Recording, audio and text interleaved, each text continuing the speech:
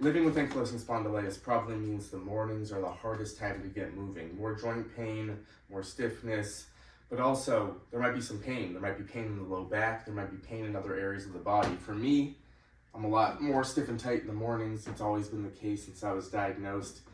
And some pain in the low back a lot of the times where it's hard for me to get that low back moving. So I've had to find different things that I can do in the morning that might be a little different than maybe later in the day. I want to find things I can do in the morning just to get me going, just to get me through the day, just to get me started, kind of reduce some of that pain, especially in the low back.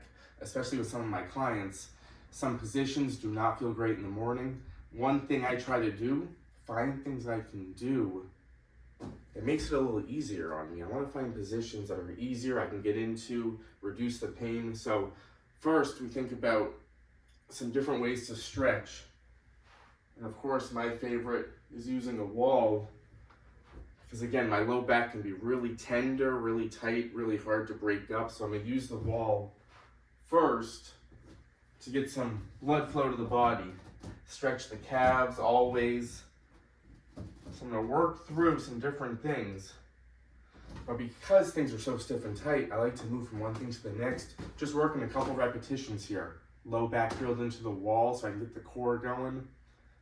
It's really tight through the upper back, so I start with that reduced range of motion, not forcing it. Core tight, belly button squeezed in towards the wall. So I'm just looking for a little length in the body without compensating. And I keep working through a few of these things. No pain with any of these. Just tightness that I can break up, especially overhead using the wall to get that full body stretch. So the first goal, find things pain-free that you can run through. Mild range of motion to start, then see if we can find some length here once we get a little looser.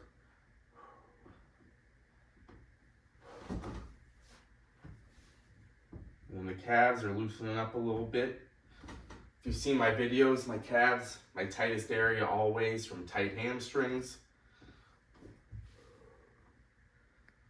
So I start with some movements, simple things you can do using the wall. Some of my favorites, supported downward dog. Again, if that low back is really tight, this is a good way to ease in. Couple second hold, reset, if holding it is too much on the body. So for mild stretching, we think about how do I get some strength going? And again, maybe weights are too much in the morning, so I might use some resistance bands, some rows standing, focused on really squeezing the shoulder blades together in that upper back. For many, it can be hard to get on the ground in the morning, so it's crucial to find exercise options that we can do in different positions. Seated, standing, using different tools like resistance bands. Standing row, a great tool to get that back going. And again, this doesn't have to be a strength training full routine. This can just be things you use to loosen up. So it's not just about these long workouts. For a lot of us, it's just about getting going in the morning. Resistance band's a great tool for me to get that upper back loosened up, that mid back, really squeezing the shoulder blades together.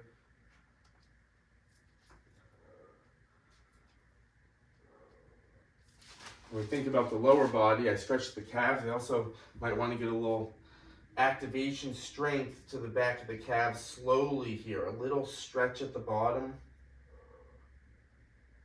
Driving the heels up. And again, maybe I'm not thinking about a full workout, so I'm just working, say, 6 to 8 repetitions. These are pretty tight here, so I might stretch these out, get some movement first, and then go back to it. So again, we have to adapt to a lot of these things.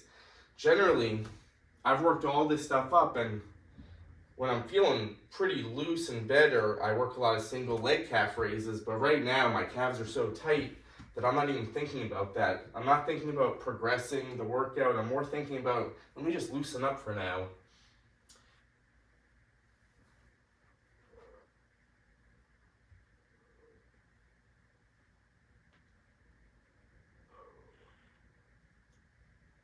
So some good ways to get some blood flow in the body. Maybe at this time it's hard to kind of do bigger movements like the squat or the deadlift. Might be too tight. For me, I might do some more supported strength like the single leg deadlift. Just so I'm getting a good stretch in the back of that hamstring, using support so I can keep that back straight, core tight, so I'm not messing around with the low back.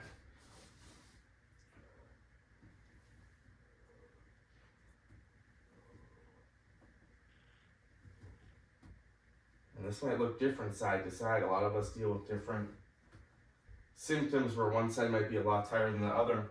My left has always been tighter, so I'm a little more slow controlled on that left side. And then I might put this all together. I might go back to some of these stretches. And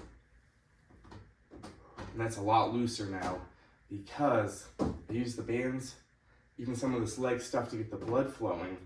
Now this is a lot looser through that upper back. My core is a little easier to engage, low back drilled in.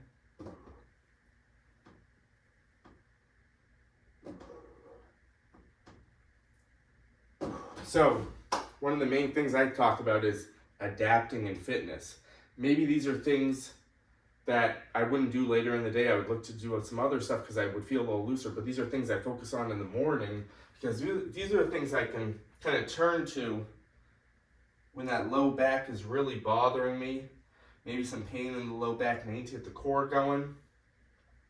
But I always think about full body because we're dealing with different tightness in different areas, but also sometimes if you're having pain in the low back, it can be helpful to get everything else moving, get that blood flowing in the body, see if that affects the low back, helps you out a little bit.